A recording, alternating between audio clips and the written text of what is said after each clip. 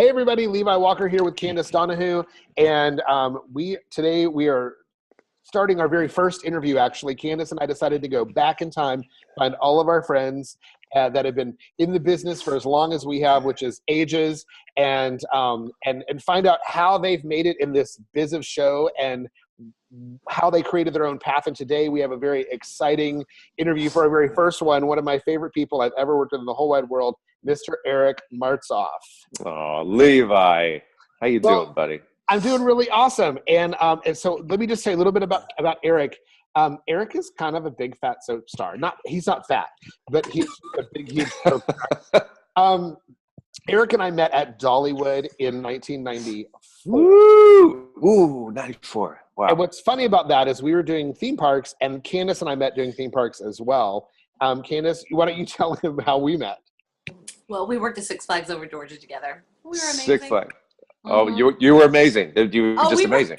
Completely amazing. Oh, we were amazing over at Dollywood too. As a matter of fact, anybody who's ever done theme park, they're pretty amazing. It's because you have to like build so much stamina. It's literally insane. The endurance. The endurance alone is like the work ethic that you have to establish in order to do 5 shows a day. I mean, I guess I'll just dive right into it if it's okay, Levi. Yeah, go for it. The reason we know each other is through theme parks, so I should give a salute to my first theme park job, which was Hershey Park. I remember in Pennsylvania. That. My dad said, "Go get a summer job while you study to be a lawyer at the small liberal arts college, Dickinson College in Pennsylvania." And I said, "Hey, I did the high school musicals. I'll work at Hershey Park. They have singers over there, right? I'm not much of a dancer, but I can sing a tune pretty well." Yeah. Sure enough, I was hired, and my 4 years in college, I ended up working at Hershey Park for 4 years, 5 shows a day, sometimes 6 shows a day, in the Pennsylvania humidity. Anybody who's ever been there knows that in the summer it is no joke. It's like 100% humidity. Oh, we're from Georgia. Right. So you understand when you have a tux on in that kind of humidity in the middle of the summer and you're on stage under lights, you're in a microwave. So Eric, I just want to interrupt you and say, I have one up on you. I did an entire Georgia summer as Bugs Bunny in an outside show. So let's just talk about humidity. Hold on. As long as this is what I remember about you, that you and your competitive spirit. Okay. Well, I had to do the Scorpion King at the Mummy Maze at Universal Studios not that long ago. Maybe like 17 years ago. And I had to wear a loin diaper, like a diaper that was leather with a black headband. Remember The Rock and the Scorpion King? He didn't have much on. So I was groped most of that summer. It was not fun. I would have killed to be in a Bugs Bunny suit. Candace, do you want to jump into to Eric a little bit from our notes? Yeah, absolutely. So Eric, I see. Yes, here Candace. As I pull up my notes very quickly. Go ahead. What do you got on me? Hit me. So Surprise me. You played the role of Ethan Winthrop on Yes. Passions for 742 episodes. And now you're about to do 1,000 episodes, or you've already hit 1,000 episodes? Well, funny enough, I think those numbers might be a little undercutting. I think I did a couple more episodes than that. Maybe, I don't know how accurate, but I was on Passions for 6 years and worked almost every day, Monday through Friday. So if you do the math on that one, might be a couple more. Maybe you're right. I don't know, but it did feel like an eternity of episodes. I loved that job incredibly. That was my baby. That was my breakout of theater onto television, and I was so nervous. I went in there the first day, basically doing theater.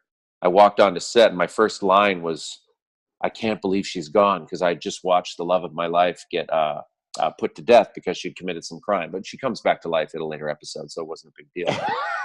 But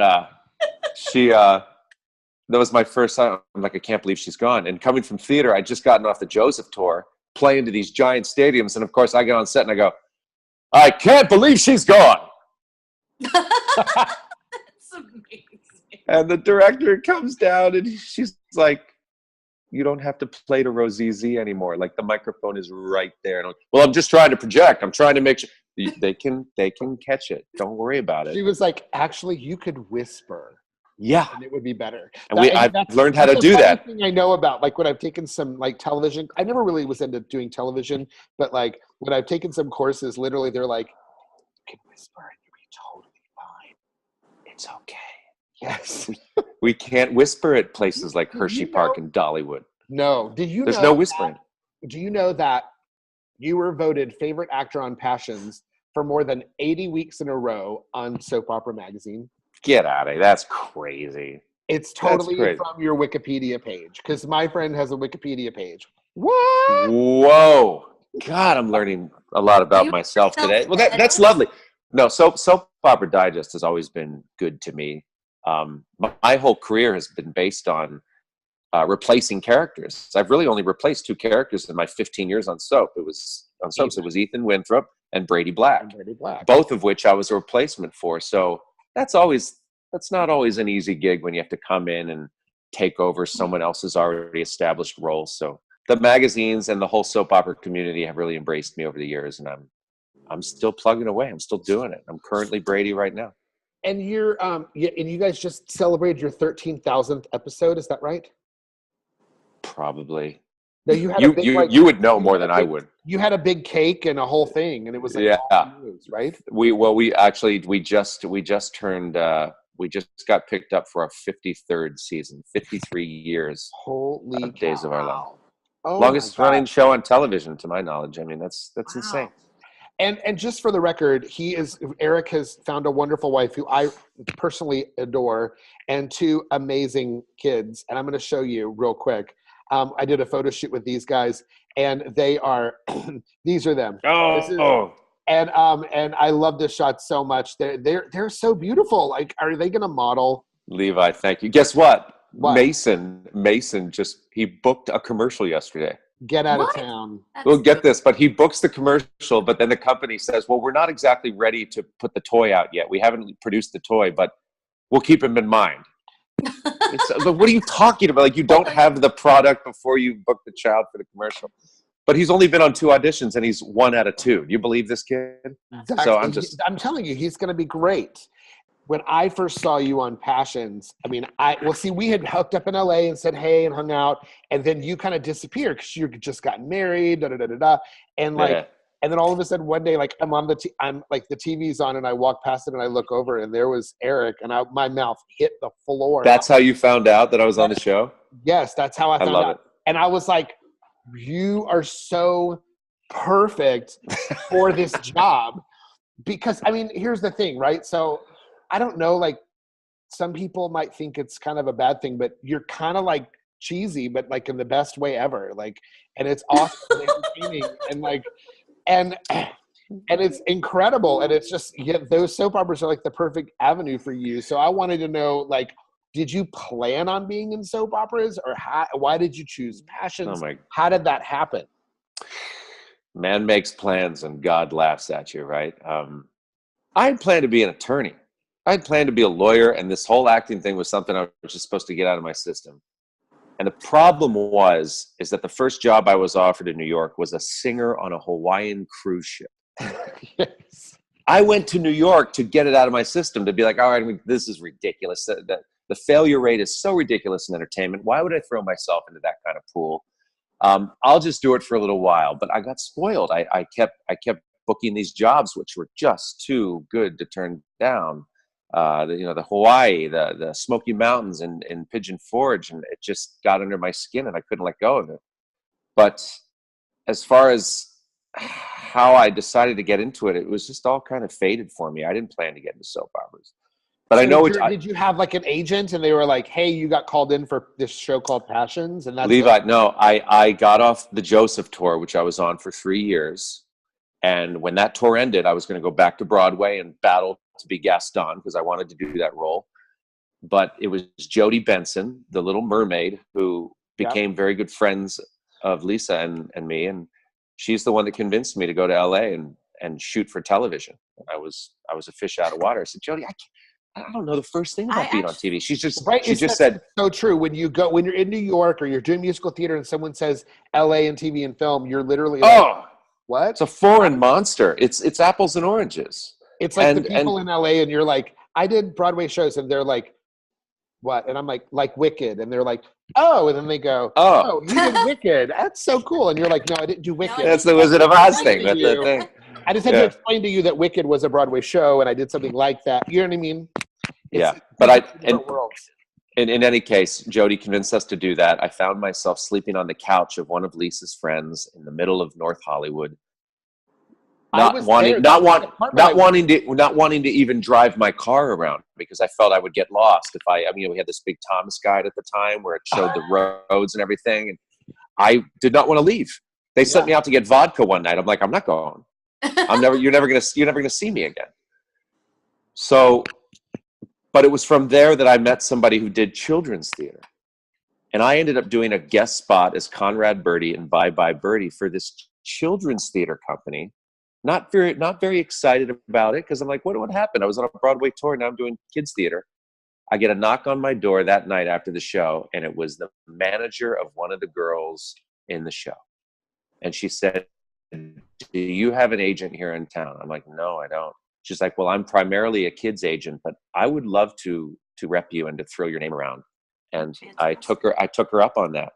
And funny enough, about 4 weeks after that, she got me my first audition for Days of Our Lives, which was not Brady Black. It was for some other character that actually never came to fruition. But that was the first audition she got for me that came through that fax machine in Lisa's bedroom. I'll never forget it. It was shooting through. It had Days of Our Lives on the top of it. I'm like, I'm not ready to do this. I don't know how to do this. What do I do? Well, it's like a musical theater audition, except you don't sing. You just say the words. All right, then there's nothing to sing. No, you don't sing anything. Okay. I went in and I had prepared so heavily. I prepared for hours and hours because I was so nervous. And I remember Fran Bascom, I believe was the name of the casting director at the time, over Days, and she looked at me and she went, "You could probably do this. I haven't met you before, but that was really good. Who are you?" She looked at me and she said, "Who are you? Where do you come from?" And wow.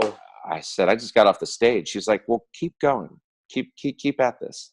I think a lot of people feel like they can just go in and just kind of start booking things and they're ready for something. And there's so much preparation and so much you have to learn. And so many people are when an actor walks into an audition for a role, there's miles of people that have worked to get to that moment in time to find that actor. And so they need to know that they can trust you and people's money and an entire show with. Yeah. You have to stick around. You really have to stick around. And unfortunately, it's not always the most talented person that gets the role. It's the person that's been sticking around. It's the person that's had their face in these casting offices that you just become comfortable with. These casting directors, they get to know you, and then they become comfortable to give you the football. Say, you know what, I know this person. Let's let them run with it. From that first audition, how long did it take you to stick around to book your gig? About 2.5 years. I think 2 years, maybe 2 years. I was literally the Green Goblin at Universal Studios. I was working at that theme park for a good 1.5 years. I was doing about 7 different shows in that park, working there every day, busting my hump. And I finally got the call when I had my Green Goblin mask on, my Motorola flip phone. Remember the flip phone with the antenna or whatever that came on? Stuck that thing under the mask. And my agent said, "You just booked Passions." And that was it. I took the mask off. I walked downstairs, and the entertainment producer, he looked at me and he went, "You got it, didn't you? Did you get that soap?" I'm like, "I got it." He's like, "Get out of here. Go. Just go." And completely supportive. And I walked out and I called Lisa and I said, "Baby, I think my life just changed a little bit." Wow. And that was that. Then the next day I'm on set going, "Oh my God, Teresa, what's wrong with you?" I'm like, shit. Time to get into class. It's time to get into class, man. Right. I mean, but that's the thing. It's there's sometimes you jump into something completely prepared and sometimes you're not prepared at all. Yeah. Well, it's always better to be prepared. I always thought this business is about when luck meets preparation. Yeah. Absolutely. So you have to stay prepared all the time for when that one lucky shot comes around. You got to be ready to grab it. and be ready to do it. And I have to say, I'm so happy that soaps did not go at the pace that they do now. Now we're doing about 2 episodes a day. Back then, they would cultivate an actor. They would let you grow. I was not a terrific actor by any means when I first joined Passions. I was terrible. But they saw something in me that they let grow. Nowadays, if you don't hit the ground running as a young actor and knock the chemistry out of the park and just do it right away, you're out. Like, they'll replace you. Like, they need you to be fabulous from day one. There's a lot more pressure, I think, because of the pace and the amount of material that we're doing. A lot more at stake. I mean, soaps is not not as big as it was even 10 years ago. And so if the show is still there, you're lucky and to like still be on the air. And so they've got to reduce budget and chunk out more content in a less amount of time in order to still just be able to take care of all the people that have been working on that show for a bajillion years. You're right, Levi. I mean, we're flooded. We are saturated with channels right now and programming, and there's so much of it now. You know, even 15 years ago, there was a fraction of the channels and the cable channels that we have now. So anybody who's on a show, any show, I don't care if it's This Is Us or Days of Our Lives, you be thankful that somebody is paying you to act, because it is rough out there. I'm not going to sugarcoat it. So we're talking about pace. You said it's like so much faster. You're doing 2 episodes a day. So what about memorizing your lines, and how do you have to do that? Or people standing off the side with a cue card? I mean, what's there's no cue cards. There's no teleprompters. There is simply, you know your lines when you get on set. We want to get it the first time. Most of the time we go straight to tape now. We don't even do a rehearsal, which is insane. But that's how quickly we're going. And the time element has become so prominent on the importance scale that's the gig. That's your job. And a lot of kids that don't have these work ethics, they come in and they're like, what? I mean, they're beautiful kids and they have this it factor and charisma. But if you don't do the work, you're not going to stick around. They can't afford to keep you. So what's a typical day like on set then? Like when you get up at what time to go to work? And well, the fun thing is there's no typical day. I have no set call time. I find out my call time the day before. Okay. So try living that way. Try making a doctor's appointment. Try telling your dentist, I don't know if I can make it tomorrow. Let me know. Well, we're gonna have to charge you. I'm like, you can't charge me. I haven't got my call time for tomorrow yet. I don't know. And then you have to cancel the appointment. And then he's like, well, we don't have another one in 4 months. I'm like, well, then my teeth are going to fall out. So it's very hard to make a life, but somehow I've gotten accustomed to it. But to answer your question, there's no typical day. Some days I'm in at 7 a.m. Other days I'm in at 3 p.m.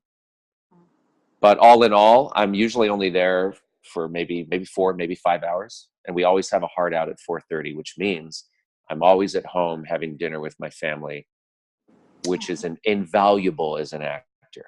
That's amazing. Because most folks are in their star wagons all day, all night, till 1, 2, 3 in the morning. And I've done some procedurals and some primetime shows, and you're sitting in that trailer forever. It's not fun. So we're in and out. I like the well-oiled machine that these soaps have become, because, you know, if you're up to the task, it can be a great little livelihood. It really can. All right, so I'm gonna jump in here, because you're kind of known for like always having to be naked a lot on TV. I watched your sizzle reel. Levi sent it to me. Oh, it's a sizzle reel. Oh, really? I'm gonna actually. I don't think I'm naked in that, am I? Wait. You're not. What are you talking about? But you're kind of naked. So we're gonna watch a little bit of this. Oh God, I forgot about that. Oh yes, look at that. Uh-oh. Oh wait, it gets better. I love that I'm toweling myself off like in somebody's. Oh, I'm in the living room drinking alcohol. What, did you edit together all of the? No, some fan did this for you. Yeah, that's right. Oh my goodness, I love these fans. They just get the cream of the crop. Oh, I love this scene. This was with Ariane Zucker, Brady, and Nicole. This was a hot scene. This had a lot of people's heads rolling, because it was angry sex. It was very angry. because what I do is I basically I make love to her. I know that she's been lying to me. And what you don't see is at the end of this scene, the series of scenes, I walk up to her and I say, I hope you enjoyed that because that's the last time you're ever going to touch me. Wait, are you serious? That's yeah, amazing. And I walk out of the room and it's like, what? Like, what is going on? All right, Levi, I get the point. You don't have to keep playing this. Right. So I just had to share that because I just thought, you lived with me. There's nothing you haven't seen. I know. So we decided we're going to play a little game. Candace, why don't you tell him what game we're going to play? Okay, so we're going to play. This game is called Never Have I Ever. Okay. Oh, boy. All right. We're not going to play it with you. Yeah, we're going to play it with Brady Black. With my character? Oh. Yeah, oh, okay. Never have I ever. Okay. Oh, I can dish on Brady then till the cows come home. That's fine. Nothing to hide. He's wide out. He's wide open. He's out there. So it's all on tape. Yeah. So Candace, you start this. All right. So never have I ever been in a coma. Is this true? Can you remember if you ever Brady? Ethan from Passions was definitely in a coma because I was in a coma for like 6 months on that show. That's amazing. And it was an eye-open coma. Levi, they made me keep my eyes open like that. Are you kidding me? That's amazing. This is a good story. I don't want to deviate from your line of questioning, but I just have to tell you, I'll make it a quick 20-second story.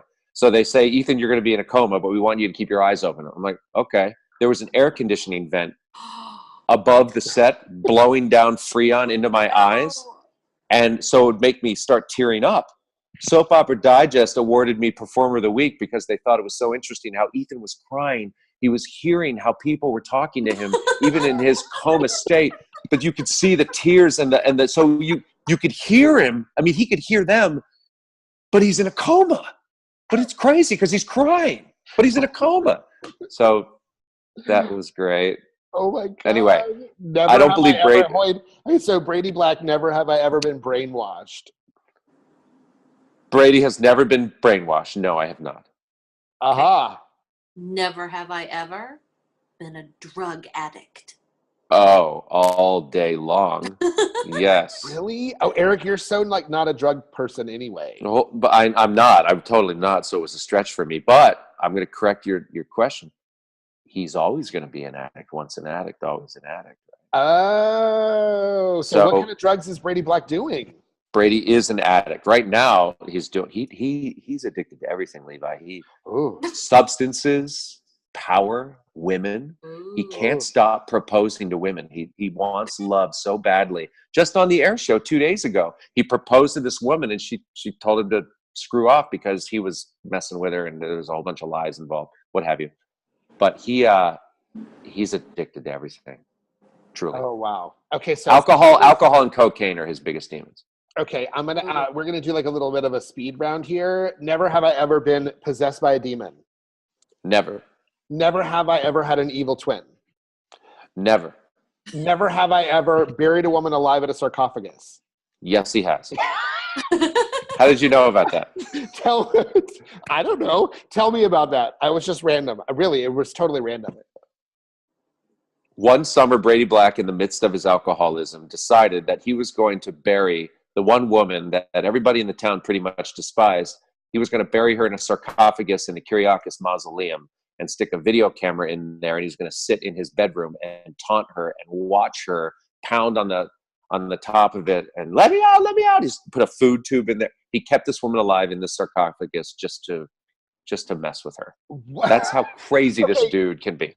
So that's how crazy soaps can be, because in 1992, when I was working at Six Flags over Georgia, our show break, we would always end up in like the cafeteria to eat lunch, like right when Days was on. And that's how I started to get addicted to Days. And that summer of 1992, maybe 93, I think Carly got buried alive by Stefano, but it was in the ground, and he took a little tube and like ran it all the way to the ground so she could still get oxygen. I have heard about this. Yeah. Same thing. Okay. So never have I been ever married to multiple women at the same time. Oh, Brady Black, I'm going to say no. What about Ethan? Ethan may have been technically. Okay. Have I ever received the heart of my best friend through a heart transplant? That's crazy. Of course I have. Yes. Okay, I've got another really good one for you. Yes. Never have I ever had my ex-fiance steal an embryo and plant it inside my current fiance to have a baby. That's ridiculous. Of course. Yes, that's also true. That's also very true. Yes. Yes. Kristen DeMira, there at the time played by Eileen Davidson, she actually stole the embryo out of Teresa, who was played by Jen Lilly at the time, and took the embryo out of Teresa, put it in herself, went to Italy, and bore the child there in a castle. And did she just show back up in Salem and be like, "Here's your kid, Brady"? No, we had to track her down. She had to go to Italy. Yeah, we realized through one way or another that she had done this awful thing, so we tracked her down to Italy and found her in the castle and pushed her out a window. So did you actually go to Italy to film that, or did they just make these Italy castles in Oh, no. We took our private area in the Horton Square and we changed a flower pot and a bench and called it Italy. Okay, let's keep rolling. So, that's creative. What's the last one? I think we turned someone's bedroom into her Italian castle bedroom. Yes, the last two, okay. Yes. All right, so have you ever died and come back to life? Yes. I think twice Brady's heart has actually stopped. I have flatlined and then been brought back through the miraculous miracles of science. So did you see Jesus? No, I didn't. I saw... I don't the air conditioning duct above your head blowing free. Yeah, I saw a giant air conditioning vent. Okay, and then what is the most screwiest thing that has ever happened on the show in your idea? How do you narrow that down? The most screwiest thing that's ever happened on Days. It would have to be my wedding to Kristen, in which I was intending to play a video of my beautiful moments with my bride, and instead the video was actually a video of my bride raping my brother. What? Who was the priest in the wedding, doing the nuptials. Oh my Lord Jesus, you get paid. I can't make this stuff. I get paid to do this stuff, to bring these stories to life. It's really hard to get a stable, steady job in this business. Amen. And TV's probably the best. Is there security in daytime? That's a terrific question, because I think when I started 15 years ago, I would have said yes, unequivocally yes. Now, not so much. I don't think anything's safe these days. It's all about numbers now, and those aren't always dependable. And there's so many things being produced now. There's so many shows. There's so many genres of shows now. You have reality television now that wasn't even, a thing to think about. So given all those factors, the stability factor has lessened. It really has.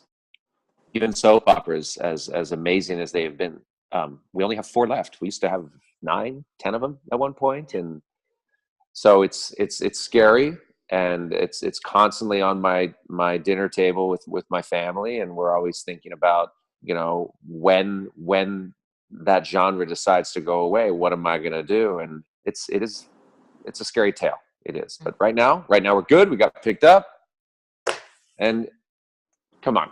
What cable network wouldn't want to pick up Days of Our Lives?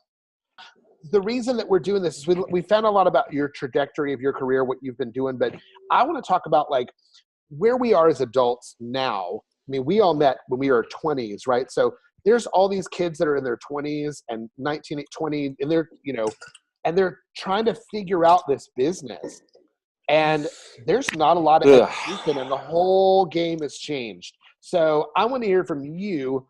What would you say if you were sitting in front of a room full of young performers that were like, I want to be in the business, what would you say to them? What are the, like, yeah, what would you say to them? Wow, that conversation has changed. I think from when I started, from where I am now, the business is just different. I mean, right now, casting is almost primarily done based upon followers of social media now, as opposed to your ability or your voice or your range or your look or look is, unfortunately, that has a heck of a lot to do with it.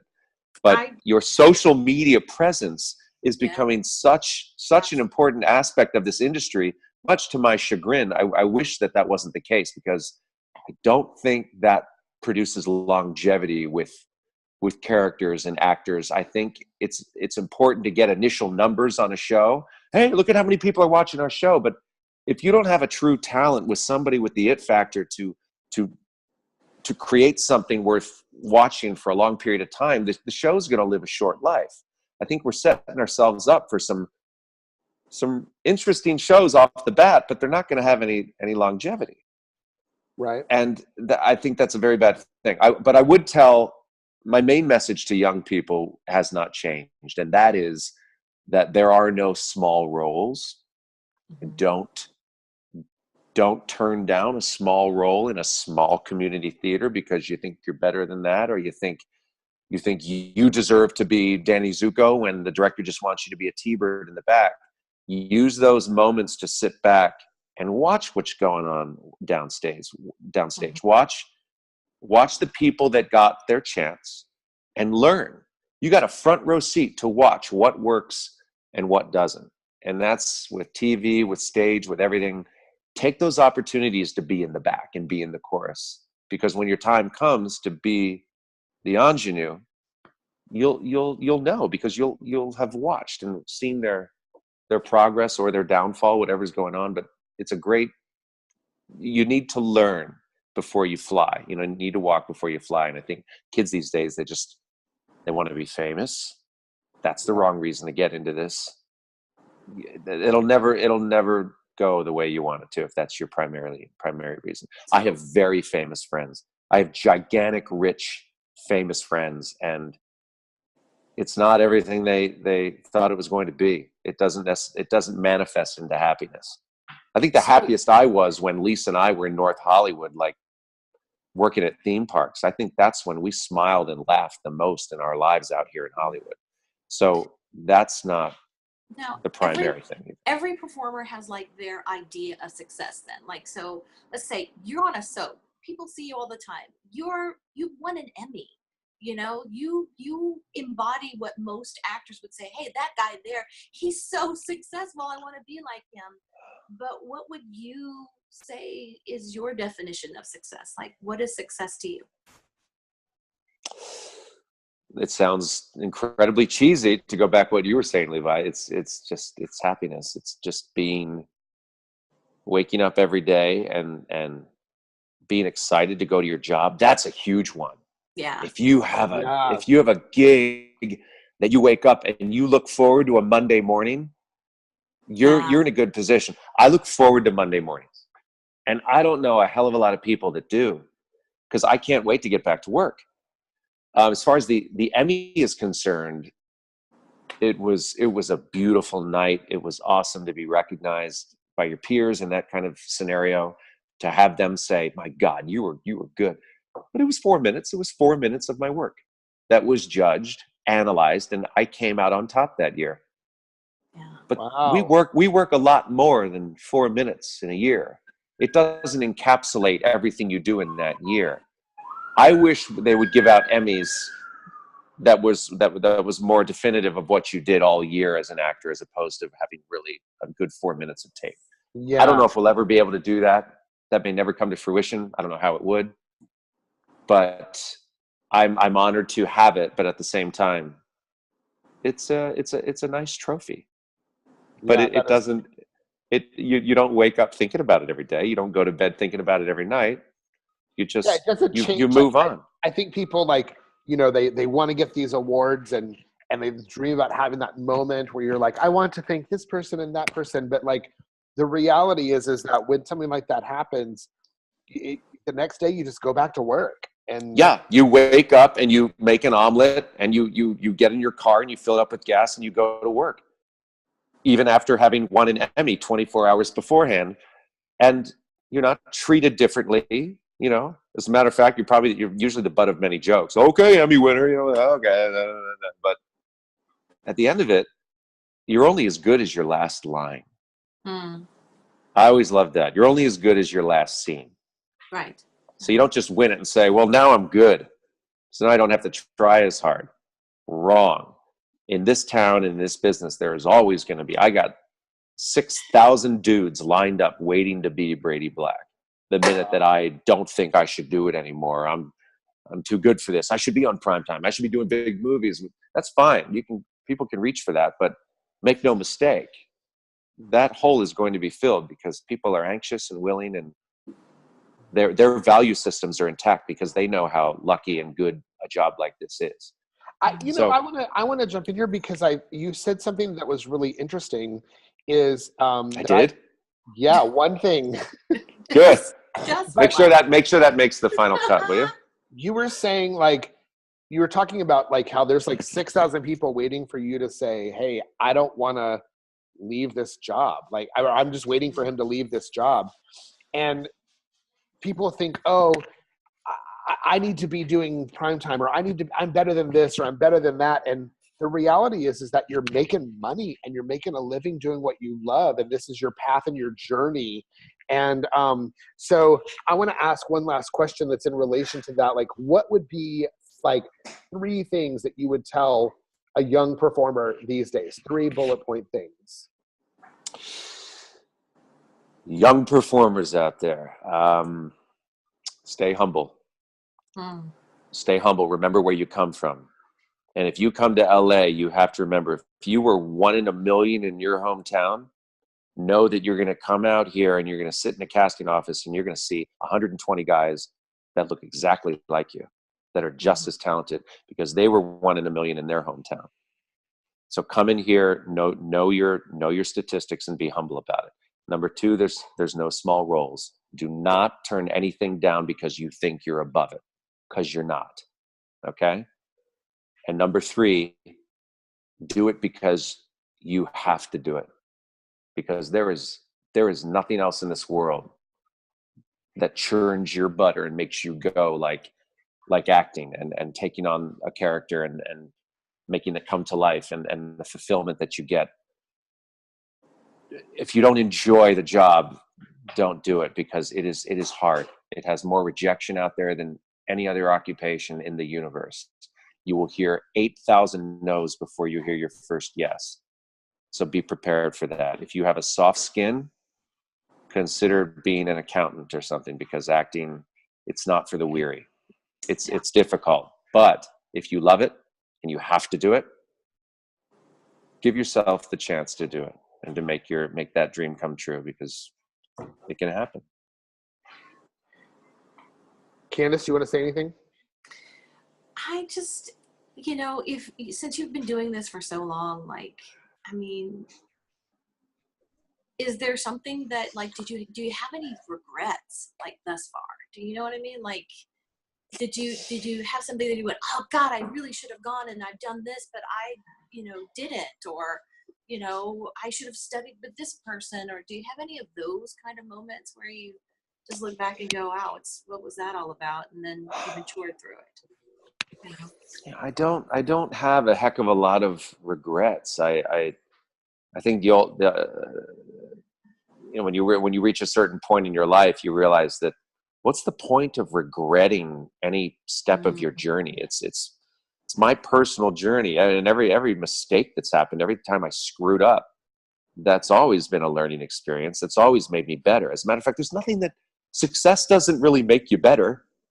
It's the downfalls and the rejections that make you stronger and make you better, or at least make you strive to be better. So I think success makes you work harder.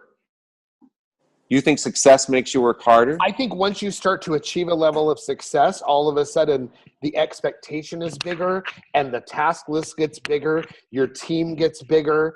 All of a sudden you're paying for managers, assistants, agents, PR people, attorneys, and I mean, Lil Mama has her own personal nail stylist. Sure. Well, well, yeah. I mean, listen, I understand that philosophy. Absolutely, that's true. But on the other side of it, I have to tell you, in this world of where only the strong survive, this is like Darwinism at its finest out here. When you fall, that's when you really start to grow from those failures. It's like overnight successes when they're not ready to have that success on their shoulders. It's like child stars that fall so frequently. Why? Because they don't have any foundation to hold the success up on. It just happens too quick. I find myself gravitating to people in this business who have been out there for a hell of a long time, struggling and really churning and hitting the path and then they get some success. Yeah, it's the folks that get it right away. And I know I have examples of that in my life. I work with some actors that just got it so quickly that have turned out to be pretty affected people that don't really, in my opinion, value their job as much as the folks that really, really worked in the trenches for it and waited for it. So that's where I stand on that, basically. Wow, that's really powerful. It's you hit on something that's very important to Candace and I, and that's talking about how building a solid foundation, because the work doesn't stop, the hustle doesn't stop, and never stop. No.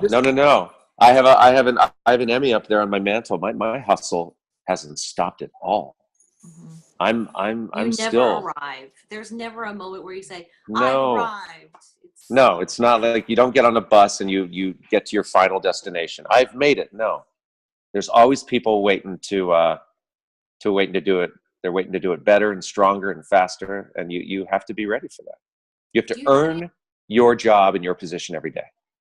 Do you have any other plans for this year? Like anything big that people might want to hear about for this year? Oh God, I'm going to be busy doing Brady Black this year. He takes up most of my time. I will be people can go to my website at ericmartsolf.com. I have usually my listings of all my events that I go to. I would welcome people if I'm in your area. Please come out. It's not a lot of money usually. Just come out, get a ticket, and hang out with some soap stars. Because we're a fun group of people. We like to dish about the show, especially if you're a fan of the show. We love to tell a lot of inside things that are going on that you'll never read in Soap Digest. So I do a little like summer camp thing for some of my students, and it's the most requested question ever is, oh boy, what is your most embarrassing moment? Film or stage? It's the most requested. So go. My most embarrassing moment, it happened while I was portraying the Pharaoh and Joseph in the Amazing Technicolor Dreamcoat. I believe the city was Chicago. It was opening night. I'd been having shoulder issues. And at the end of my number, on the final button, I threw my arm up and my shoulder came out of the socket. And I literally was looking at my arm dangling in front of 2,000 or 3,000 people. It was a huge, huge venue.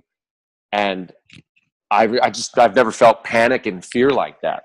And I turned up stage and I saw my whole cast looking at me.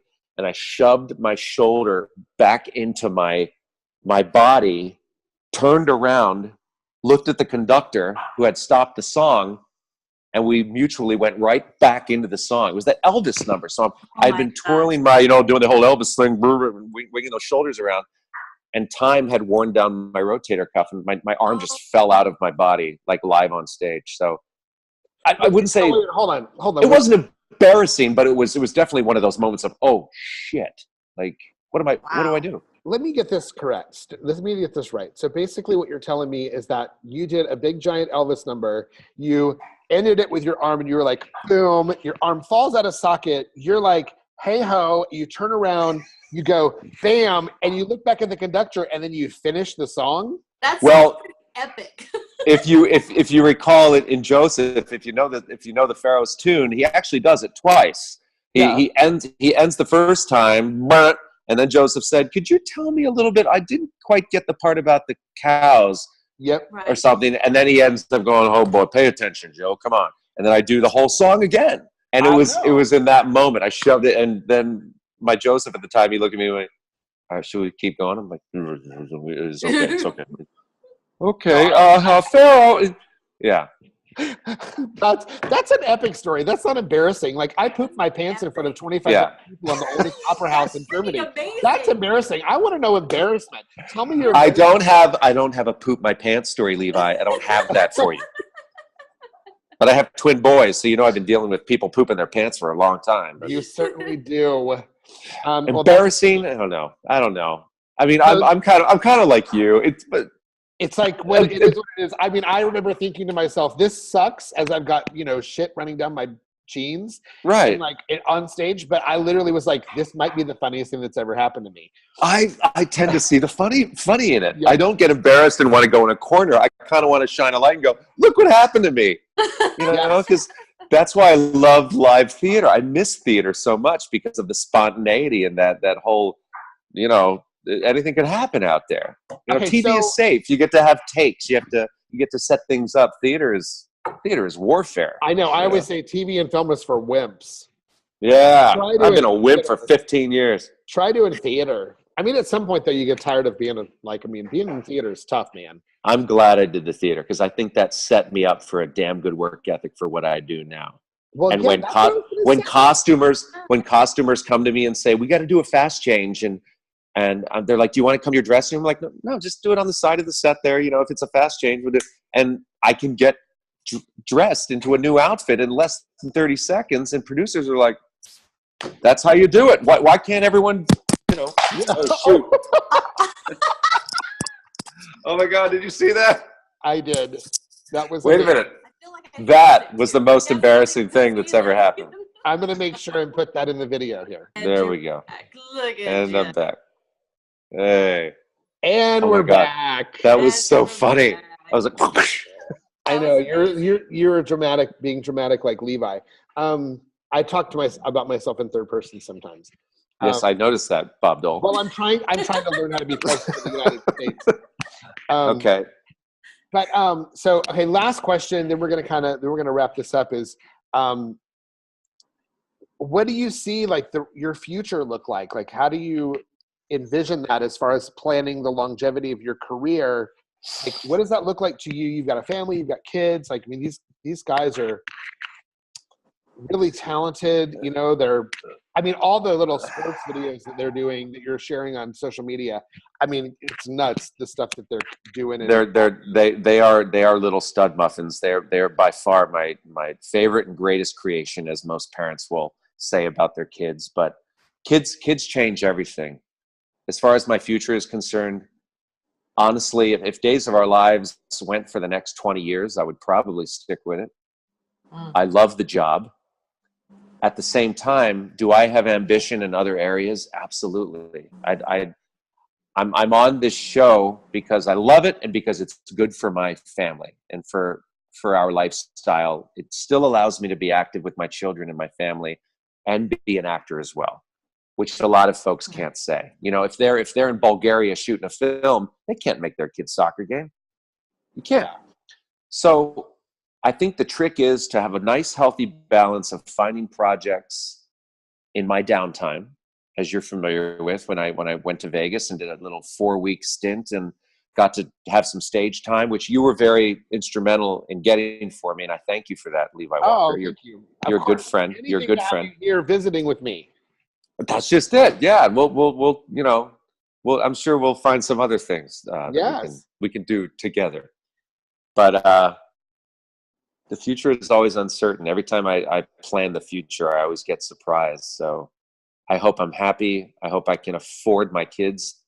Those twins are so expensive. You've no idea. Actually, Candace can. Oh my God. I have two. I have a teenage girl. So a teenage girl and a teenage boy. Oh yes. The boy is a lot less expensive than the girl. Really?